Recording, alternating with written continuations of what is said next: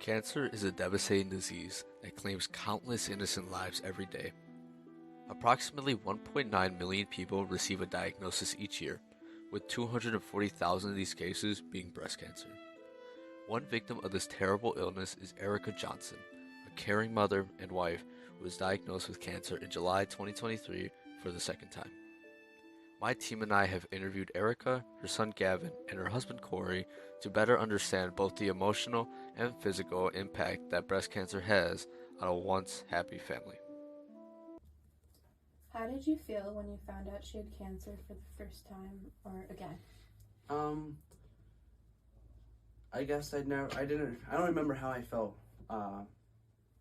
Really, I don't remember, but I know that it's something that was unexpected, so it's kind of hard when something that's unexpected happens. So all you can do is take one day at a time. So that's the mentality I took right from the start, at least. What was or is she like as a mom? She's everything that you could want, I guess. As a mom, she takes care of us of when she needs it or when we need it. She's loving and kind, so everything that you could really want. What was she like when you met her? She was like very, very kind of free spirit, like in the moment kind of person. Just real laid back, she wasn't very loud at all, just kind of low key. What are some ways this has brought you closer together as a family? Let me think the best way to put it. I think when things like this happen in a family, it really, like, even if you felt this way before, it like re-emphasizes who your family is, and it doesn't have to be actual family members. It can be friends, but it just kind of I don't know, what's the best word for it?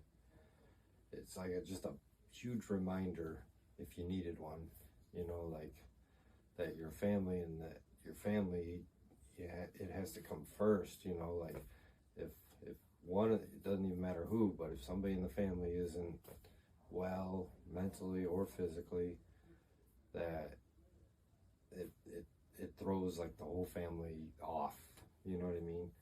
So it's I've noticed, like with Gavin, he stepped up huge, and it shows you, like with him, it showed me like he's able to handle stressful situations, because there's been days where I'm at work and she's home and getting sick and not feeling good at all, and he's here with her because he homeschool, but he's taking care of business, you know what I mean? What were you like as a child? So I feel like I grew up an only child, and it was just me and my mom until I was about 10. My mom raised me as a single parent. And so I feel like with those two factors, I was really imaginative. I definitely had like a good imagination. I always liked like artsy things a lot and creative stuff. So I liked, when I was young, I really, really liked to color a lot, like a lot. And then as I got older, that turned into like, I really like drawing and painting. And then my mom did marry when I was in like the 5th grade, and then he adopted me. So I was able to, at that point, have a dad, and he adopted me, and it's still my dad to this day, and he's awesome, and my mom did an amazing job. What symptoms did you have that led you to thinking you had cancer? So this most recent time, I really didn't have too many symptoms, and for the time before either, I didn't really have a ton of symptoms.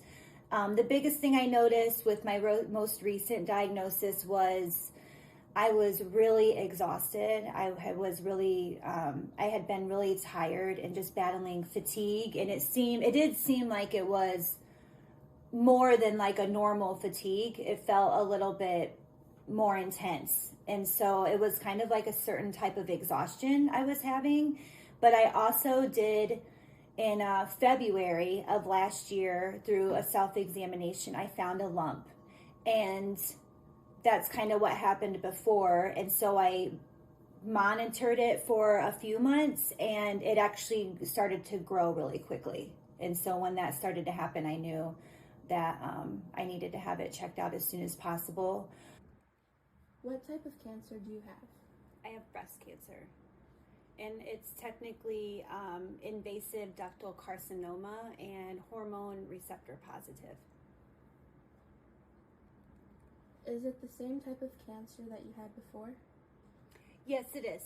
It's a little bit more progressed, but it's considered contained to the region and treatable. So that's a huge positive.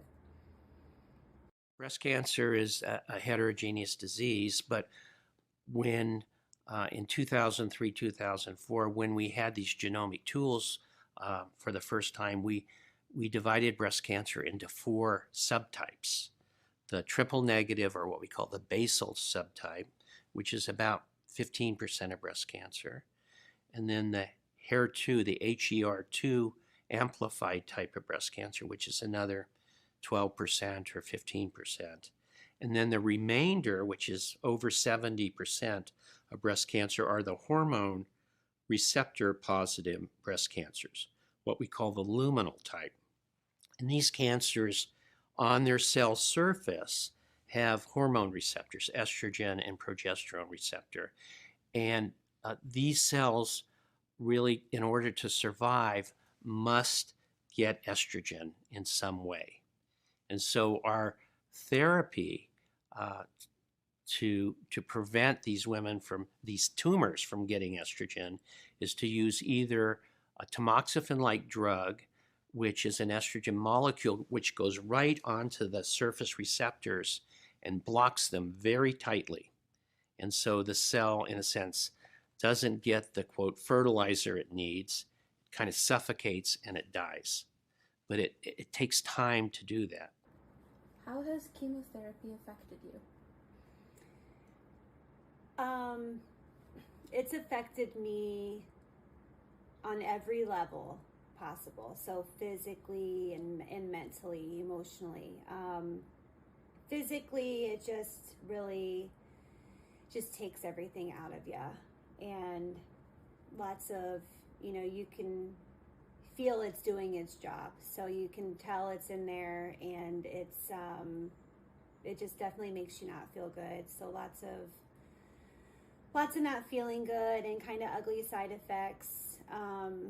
I'm actually on 3 different types of chemotherapy for this cancer. So I started off with the first 4 treatments. They gave me 2 different kinds of chemotherapy, and those were really aggressive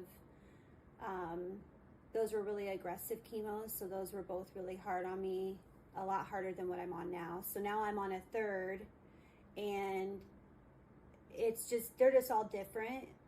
But it's also affected me, something that was kind of surprising is it's really affected me like neurologically, like my thinking. So from the very beginning, like I can feel, whenever I get my infusions, I can feel it collect like in the sinus cavity on the back of my head. And that has really affected like my thinking. And it's made it really hard to be clear-minded sometimes. And that was something kind of surprising. I knew it would be hard, but I didn't expect that. And that was just kind of like something really interesting. And it's something that I still deal with today. And I've heard it is something that actually exists. It's called chemo brain. And I've heard that it can exist long after chemo stops. So everybody's different though. And I'll be interested to see how like mine affects me.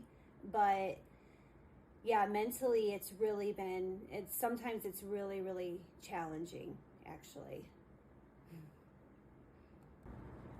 What is something you are looking forward to doing when you are in remission? Oh, I'm looking forward to everything when I'm in remission, because I just feel like everything will be so much better. because hopefully I'll have more energy and I'll just be more myself. But traveling, even if it's not like anywhere major, my family lives in Ohio, and so I've had that thought cross my mind. Like, I'd love to see my family, but I really wouldn't have. It would be a really bad idea for me to travel. Even after I get done with chemo and I have time, I just don't feel like my energy and like my, like as far as like getting sick, like my safety for not getting any colds or anything, like it's just not smart for me to travel even there. So that'll be something I'll look forward to going home and visiting my family. As of February 5th, 2024, Erica has begun the steps of recovery after finally finishing chemotherapy and starts the tiring process of piecing her life back together.